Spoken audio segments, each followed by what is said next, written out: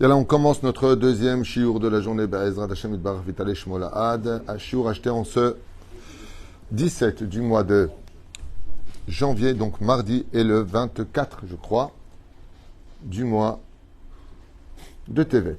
Oui, c'est ça. Le 24 du mois de Tevet. Nous avons un shiur acheté par notre ami Orly Corsia pour l'ascara de son papa Yakar. J'ai eu le mérite de connaître Mahlouf Shalom Ben Nu Ara Ruach Hashem Tenachenu Begane Eden Elion V'chol HaShochuvim Immo Bichlal Arachamim V'Selechot V'chen Yehi Ratzon V'Maramen Tiel Shmat Tzorah Chaim.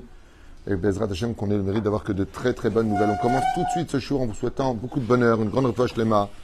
Bezrat Hashem, Orly, que tu vends beaucoup d'appartements. Les torches Arben Israël. On commence avec Maran Ben Ishra, surtout Yegen Alechem Ve'al Kulchem Bli Yotzei Min HaKlal. Katuv. Vayomer Moshe Lifnei Hashem. Donc, Vayomer Moshe Lifnei Hashem. Moshe s'adressa à Hashem en ces termes. Hen ani aral sfataim. Je suis circoncis des lèvres. En d'autres termes, je suis bègue. Ve'er ishma elai paro. Et comment donc Pharaon pourra-t-il m'écouter? Ce que dit en deux mots Moshe Rabbeinu, je ne sais pas parler. Pourquoi Dieu il a fait en sorte que Moshe Rabbeinu alav shalom soit aral sfataim, c'est-à-dire qu'il soit d'une certaine façon bègue, qu'il ne puisse pas parler, qu'il ne puisse pas prononcer les lettres correctement. Et pourquoi c'est important alors qu'il pouvait parler? Quand Dieu lui a parlé, il lui a pas dit pourquoi tu me parles, je ne peux pas te répondre, je ne sais pas parler. La réponse est que quand tu parles à un roi, tu dois être clair dans tes mots. Donc avec Akadosh Baruch Hu, ça peut le faire parce qu'il comprend toutes les langues. Mais Pharaon, il est un petit peu gêné en tant que leader du peuple d'Israël de représenter le leader d'Israël qui ne sait pas parler. C'est-à-dire quand tu vois Moshe qui dit « qu'est-ce qu'il dit? On comprend rien ce qu'il raconte. Alors d'abord, va apprendre à parler avant de venir. C'est pas honorable pour le peuple d'Israël. C'est comme je dis souvent que les ministres israéliens ou le premier ministre israélien qui n'oublie jamais que quand il va quelque part, ce n'est pas lui qui y va. C'est le peuple d'Israël qu'il représente. Ça veut dire que s'il se comporte mal, c'est le peuple d'Israël. Quand il ne fait pas Shabbat, il démontre que les enfants d'Israël ne font pas Shabbat. J'en profite pour faire honneur à Yitzhak Shamir, qui lui par contre a dit ouvertement à G8 à l'époque, qui avait été organisé pendant Shabbat le samedi, il a dit « Je suis désolé, moi je représente le peuple d'Israël, Shabbat oblige, je ne viendrai pas. » Il dit « Sans vous, on ne peut pas le faire. » Il en repoussa dimanche, il a dit « Je viens. » Et il a fait un très, très, très grand kiddush Hashem. C'est très important de savoir, même au sein, vous savez, on a des enfants, ils te disent souvent, je fais ce que je veux. Ils oublient un petit détail, nos enfants, que Dieu les bénisse, il nous les garde. Ils oublient un petit détail. Quand tu te drogues, quand tu fais des bêtises, quand tu parles mal, quand tu voles, tu salis toute la famille. Tu ne fais pas ce que tu veux. Parce que tu représentes la famille Intel. Et donc, quand tu te salis, tu nous salis tous. Par exemple, dans les Shidduchim, pour donner un petit exemple dans le monde religieux, quand une fille divorce, elle fait ce qu'elle veut. Ça ne le fait pas. Peut-être qu'elle a été maltraitée ou battue. Ou le frère divorce. Pourquoi? Peut-être que sa femme a fait des bêtises. Vous savez que le balagan, ça fait trembler toute la famille. Parce que dans le Shidduch, on pose la question, est-ce que vous avez des gens qui ont divorcé chez vous? Vos parents ont divorcé? Ça fait une tâche dans la famille. Hâte quel écart. Aujourd'hui, il n'y a plus de tâche dans rien. Aujourd'hui, tu n'as pas de tâche, c'est toi la tâche. Mais je parle pour les gens. Même dans le monde orthodoxe, quelqu'un qui a divorcé dans la famille, c'est mal vu. C'est mal vu. Alors que de nos jours, tu n'as pas divorcé, tu n'es pas à la mode. Hein. Quoi, tu n'as pas divorcé? Ah bon?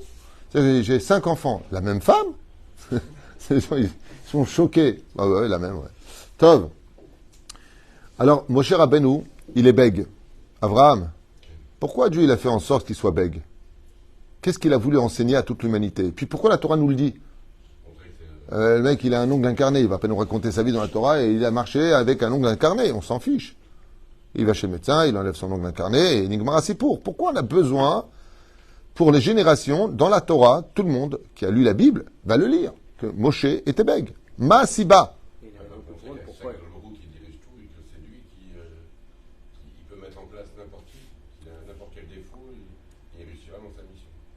En fin de compte, ce ne sont pas le fait de te donner tous les moyens qui vont te donner la force de réussir, mais ce que Dieu décide. Ok, c'est mignon.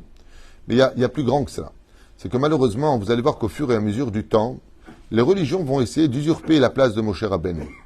Moshe Rabbeinu va être remplacé par Moussa, par, comment il s'appelle, Enfin, je ne veux pas perdre de temps avec ça, mais enfin bon, chacun comprend qu'ils vont placer leur gourou là où ils voudront les placer. Et c'est vrai que quand on observe un petit peu dans l'étude toutes ces personnes qui ont créé des sectes et des religions, c'était des grandes, très très grandes démagogues. Ils avaient un parler où ils savaient où te toucher. Comme toutes ces sectes aujourd'hui, quand ils viennent te parler, ils te regardent, les mormons, les machins, les bidules et les chouettes, là, les témoins de Jéhovah, ils viennent parler un langage qui est confiance, crois en moi, que je puisse veiller sur toi. Ils savent t'enrouler comme ça dans leur... parce qu'ils ont les mots. Donc, pour ne pas qu'on dise de génération, Moshe Rabbeinu, c'était le plus grand démagogue. Il a réussi à arnaquer Pharaon et un peuple entier. Et il a pris des Hébreux avec lui. Il savait parler. Il prenait Bidjouk. C'est un très très bon orateur. Bien la Torah nous dit, c'était tout sauf un orateur. Zéa Messer, la paracha. Pourquoi Dieu laisse ça dans les textes de la Torah, alors qu'on ne va pas commencer à leur compter, il a eu ça, il a eu ça, il a eu ça. Réponse, pour te dire que ce n'est pas par la force de la parole qui va libérer les enfants d'Israël, mais Mamash Be'ad Hashem. Et là, on comprend pourquoi on dit à Pessah la phrase suivante, Anivelo Malach, Anivelo Saraf, Anivelo Shaliach. Hein? Bien sûr que c'était les anges, c'est marqué noir sur blanc. Bien sûr que c'était Moshe Rabbeinu, c'est marqué noir sur blanc. Il dit oui, mais aucun d'eux n'était actif pour agir en conséquence si ce n'était pas moi qui étais derrière. Qui parle? Le micro ou celui qui parle dans le micro? Celui qui parle dans le micro parle. Moshe, c'est le micro. Dieu parle. La reine dit le Zohar Kadosh, Shrina doveret begrono. La Shrina parlait dans sa gorge. Pour bien te faire comprendre que c'est Hachem qui a sorti des enfants d'Israël, et non pas, comme disent certains abrutis historiens qui comprennent rien à leur vie, mais absolument rien, basés sur des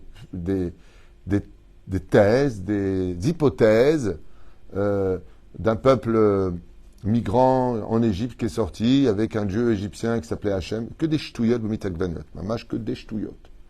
J'ai écouté une fois leur thèse. Je pense que mon petit-fils de 5 ans, il peut leur défaire leur thèse. Et en plus, ils sont fiers de s'appeler, nous sommes fils de rabbin.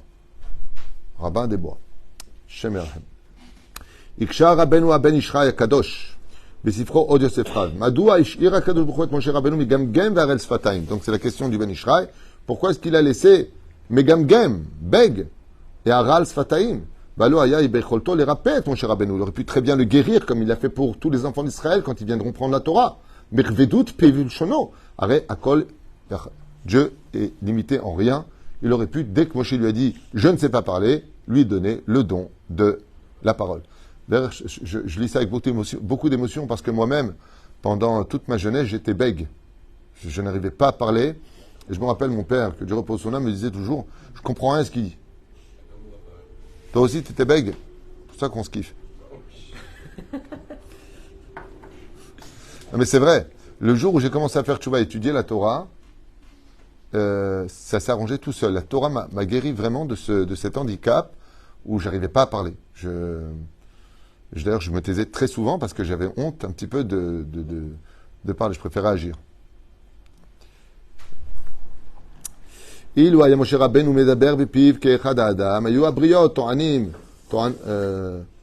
טועות ואומרות שכנראה משה רבנו, שנכנע את פרעה במתק לשונו ובלום דבריו, לשלוח את בני ישראל לחופשי. Et donc, comme on vient de le dire à l'instant, si Moshe Rabbeinu était un bon orateur, Pharaon lui aurait dit, écoute, tu nous as tous embrouillés, bravo, tu es un grand prestidigitateur et tu es un grand démagogue. Moshe Rabbeinu alav shalom, de par lui-même, a bien prouvé par A plus B que ce n'était pas de l'illusion, puisque le bâton avalait les deux autres bâtons, et que quand il est venu pour parler, je suis venu de... Aaron, vas-y, parle, parce que je suis fatigué. ולכן השאיר הקדוש ברוך הוא את משה רבנו כבד פה וכבד לשון, c'est pour ça qu'il a laissé dans ce handicap. לראות שפרעה שחרר את בני ישראל לא מפני non pas parce qu'il était démagogue, mais parce que lui-même va reconnaître que c'est Dieu. וזהו כמנת בהגדה של פסח ויוציאנו ממצרים על ידי מלאך ולא על ידי שליח, הקדוש ברוך הוא בעצמו יוצא ממצרים, כלומר הקדוש ברוך הוא הוציאו בני ישראל ממצרים. Donc c'est l'explication du Ben Ishraï que je viens de vous donner sans la lire. Je suis très fier de moi parce que j'avais étudié le Ben Ishraï pendant plus de 15 ans. Je n'avais pas lu cette explication-là. Est-ce que je vous donné moi-même de mes études? C'est ce qu'il dit ici. Donc je remercie le ciel de m'avoir donné la compréhension. ולכן בכל דבר ודבר צריך לראות את יד השם, להבין ולהתבונן שהכל נעשה בהשגחת עליונה. Et c'est pour cela que nous devons voir dans chacune des choses. Et franchement, en lisant ça, je vous dis franchement, j'ai été témoin oculaire de voir des hommes d'affaires dans ma vie, que ce soit à Los Angeles, que ce soit à New York, en Israël et en France. J'étais présent, pas on m'a raconté, tu sais, des gens qui ne savaient pas du tout parler, mais pas du tout parler, signaient des millions. Et je me disais, quand je les entendais parler, mais par exemple, une fois, j'étais à côté de quelqu'un qui avait appelé le banquier pour lui prendre un prêt à l'époque de 10 millions de francs anciens, donc 100 000 francs, à l'époque des francs. Et moi, j'étais à côté comme ça. Et je me suis arrêté, j'étais en train de travailler sur un truc. Et j'ai dit, mais moi, je serais le banquier, mais même pas en rêve. Ouais, parce que tu vois, hein, rien compris. Oui, très bien, je comprends. Oui, très très bien. Alors, ou l'autre était un abruti, ou il y avait des choses que je savais pas, mais ce qui est sûr et certain, c'est que ça sentait pas très bon. Mais ça sentait très bon. Il parle comme ça. Il n'y a pas besoin de grandes signatures. J'ai vu des gens qui signaient avec le stylo qui s'ouvrait en deux. Vous connaissez ce stylo-là? D'un côté, il y a le stylo tampon. Il n'y a pas besoin de signer. Ce n'est pas ni ton intelligence, ni ta façon de faire qui te donnera la réussite. Je suis un homme d'affaires et la plus grosse gourde que l'on puisse dire au monde. Personne n'est un homme d'affaires. Personne. Demandez à tous ces hommes d'affaires qui ont tout perdu et qu'on... hier, je parlais de ça avec quelqu'un. Hier. Personne qui a tout perdu. Un homme d'affaires qui a, depuis qu'il a 17 ans, il a fait que de l'argent. Aujourd'hui, il fait rien. Il n'y arrive pas. Avec l'expérience, la logique voudrait qu'il réussisse plus. C'est le contraire. C'est le contraire. Aujourd'hui, c'est lui qui demande des conseils à son fils qui a 20 ans, 22 ans. Il dépose le bilan avec Varlo Eda. Toute ma vie, j'ai donné des conseils, j'ai fait des affaires. Pour moi, l'argent, c'était facile à faire. Il s'est rendu compte. Je lui ai dit, alors, qu'est-ce que tu en conclus? Il m'a dit, il n'y a que lui qui décide. C'est le patron à Rosh Hashanah qui décide. Le patron, c'est lui. D'être au bon moment, de trouver les bonnes paroles, d'avoir l'opportunité de rencontrer une personne qui te fait rencontrer une autre personne, c'est pas toi. Hein. C'est à que je qui a fait en sorte que les choses se passent comme ça. Et c'est ce qu'il dit ici le Ben Ishraï. Pourquoi Hachem il a fait ça avec mon cher Rabbeinu? Chez Adam Loïd Paer, Veomar, Ani, ne dis jamais moi. Jamais, jamais, jamais. Ne dis jamais moi, je sais. Écoute-moi. Le mot moi ne le dit pas. Ani velo malach, ani velo saraf, ani velo shaliach. Alors qu'ils étaient là les trois. Ben Ishraï dit, qu'est-ce qu'il a fait Hachem? Il a fait de tous des micros. Pour que ce soit lui qui soit derrière et que personne ne puisse dire c'est moi. Et là, qu'est-ce qu'on dit quand on réussit dans les affaires? Toda Laël, Dieu est avec moi. Toda Laël, que Dieu m'a fait en sorte que j'ai rencontré. Mets Hachem dedans, à niveau malach. Dis pas que c'est ton mazal. Dis pas que c'est les anges. Dis pas que c'est ta bouche. Ah, attends, je vais lui parler, moi, je vais te montrer comment on parle. Blab, ils sont tous en prison, ceux-là. Fais attention. Ani vélo. Ani. Mets-moi toujours Toda Laël. Mets-moi toujours en premier. Car Mevin a Ben Ishraï. La vin vilbonen shakol nasa bashgacha eliona. Et sache, aussi bien de cette péripétie de l'histoire de la sortie d'Égypte où tu vas dire, ok, c'est légendaire tout ça, ça s'est passé il y a 3500 ans, je m'en fous moi, je suis en 2023 de l'ère vulgaire, on est au mois de janvier, qu'est-ce que j'en ai à faire? Ils te disent ce que t'en as à faire. Caché, parnasato chez la Adam, maisonotav chez la Adam, kikiret yamsouf, c'est aussi dur ta parnassa que à l'époque de l'Égypte, pour trouver ton zivoug, pour garder ton zivoug, pour avoir des bonnes nouvelles de tes enfants, pour marier tes enfants. Tout ça, c'est dans les parachiotes. Akadosh Baruch Hu, il te dit, je suis derrière tout ça. Ashgacha Eliona Krova, très très karov. Et donc, comme Dieu il est très proche de toi dans ce genre de choses, qu'est-ce qu'il attend de toi?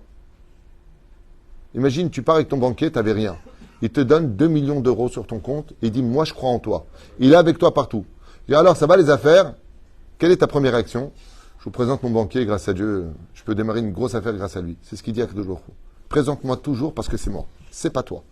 Bin rega echad, en un instant, une seule mauvaise nouvelle, je te fais tout effondrer. Et ça me rappelle une très très dure histoire. Je vous dis franchement, je la raconte avec peine, mais ça se passe aux États-Unis. Je donne pas de nom pour pas qu'il y ait d'allusion si quelqu'un voit aller. J'étais en train de parler avec quelqu'un qui m'a dit, moi je suis à l'abri de tout. Comment ça m'a dit? Moi je suis à l'abri de tout. Je possède des immeubles. J'ai une santé d'acier. Je fais du sport. J'ai mon médecin, toutes les semaines, il vient me prendre la tension. J'ai rien à craindre. Rien ne peut m'arriver. Rien ne peut m'effondrer. J'ai mes enfants. Son fils a un accident de voiture, il est parti de ce monde. Son fils a un accident, il est parti. Ce qui paraît pendant le SPED, quand il a parlé au micro, il a dit, je me croyais à l'abri de tout, j'aurais préféré tout perdre et pas mon fils. Tout, sauf mon fils. Aujourd'hui, j'ai tout, mais je n'ai plus rien. Akadosh Baruch Hu, dans ma Masechet Shabbat, de Daf Kuf Yud, il parle de Yosef Moukir Shabbat, de ce non-juif qui était tellement riche qu'il a dit, moi, rien ne peut m'arriver. On lui a dit dans les rêves, à 3 mages là, tu vas perdre toute ta fortune, elle va partir chez Yosef Moukir Shabbat. Merci de m'avoir prévenu les mecs. Il vend toute sa fortune dans un diamant qu'il met dans son chapeau et il dit je quitte la ville de Jérusalem. Ça, elle restera à dire. Bah sauf, Dieu au moment où il passe sur le pont, il envoie un vent, son chapeau vole au vent, il tombe dans la mer Méditerranéenne, et un poisson tunisien qui arrive, pas un petit Algérien comme ça, pas un Marocain nerveux, un poisson, c'est blague, hein, c'est pas Vak la Shonara, c'est une blague. Wahad Mzien comme ça, il avale le chapeau, bah sauf, il le pêche, ils le mettent sur le souk, Mina Shamaim, dans le souk où il y avait Yosef Moukir Shabbat, qui achète ce poisson, il est devenu milliardaire. Akadosh Baruch Hu, il est derrière chaque chose. Après, je vous dis franchement, celui qui veut garder ce que Dieu lui donne, tu veux garder, fais toujours une Seudat Odaya. Mazé Seudat Odaya. Je remercie Dieu. C'est tout ce que veut Hachem, c'est ce qu'il dit le Ben Ishraï. Marana Ben Ishraï dit tout ça pourquoi? Pourquoi il a rendu Moshe Rabbeinu Aral Sfataim, qui ne pouvait pas parler? Parce que personne ne pouvait dire, c'est Moshe. C'est Moshe. ובית מי שאמר לשמן ידליק, כך אומר האדם, שאפילו בהשגחה פרטית, comme on l'a vu dans la Gemara, נכון? Il a dit que celui qui a dit que lui, il est le plus briller, elle s'est trompée, sa fille, elle a mis du chometz, elle a mis du vinaigre.